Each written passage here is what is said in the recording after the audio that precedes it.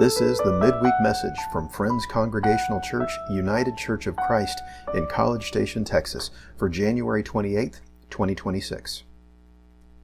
Fishing for People in Dangerous Times.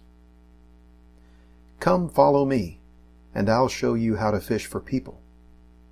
This is Jesus' invitation to Simon and Andrew, James and John, who dropped their fishing nets and became his first disciples.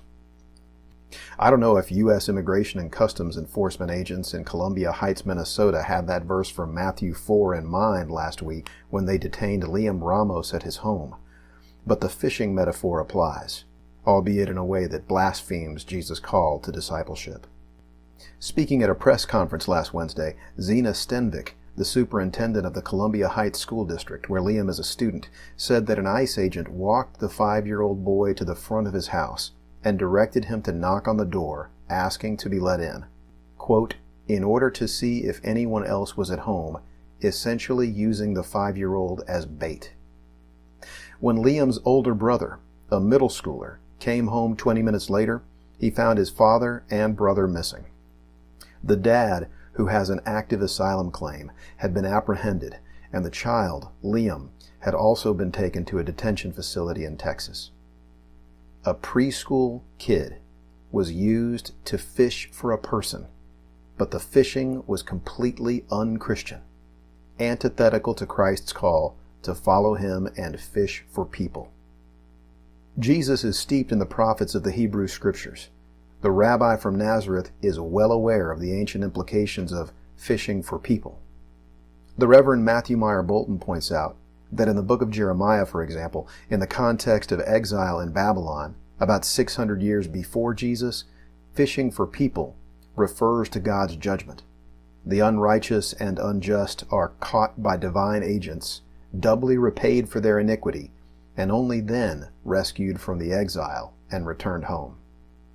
Think of an anxious parent who finds their child after they've gone missing, but first scolds the child, "Don't you ever run off like that again," before pulling them into an embrace of unconditional love and bringing them home, safe and sound.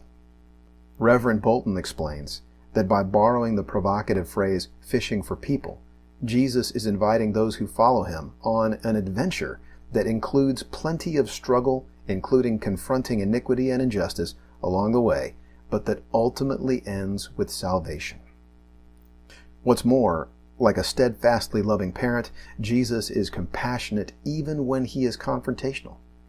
When he rails against the Pharisees about their hypocrisy, and when he rebukes Peter, one of his own followers, for his short-sightedness, Jesus is trying to get them back to the moral orientation and the very personhood that God intends for them, beloved and blessed. Think of a parent saying to a wayward child, "You know better, and you are better than this. Come back to yourself. Come back to the house. Our home is not the same without you." Salve is healing. Salvation is restoration. The adventure of following Jesus to fish for people is not about identifying those who supposedly don't belong and catching them for a punishment. Following Jesus is about advocating for those who are on the margins of society, living in the shadows of social exile, alleviating their fear with compassionate hospitality, and bringing us home to one another in the embrace of God's love that is meant for all, a love that calls everyone beloved and blessed, no matter who we are or where we come from. In Matthew 4, after Jesus calls his first disciples, he proceeds to heal every disease and sickness among the people, restoring the community to wholeness by bringing those separated from it back into the safety and well-being of it. As exemplified by the Christ who says, "Come, follow me, and I'll show you how to fish for people," the adventure of discipleship is not a numbers game of rounding up converts to Christianity.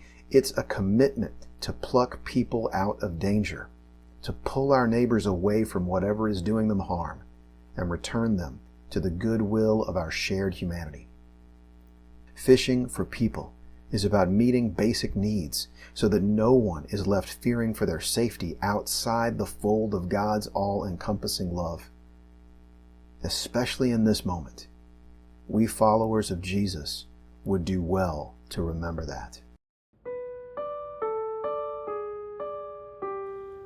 We hope you have enjoyed the Midweek Message from Friends Congregational Church, read by our senior pastor, the Reverend Dr. Dan DeLeon.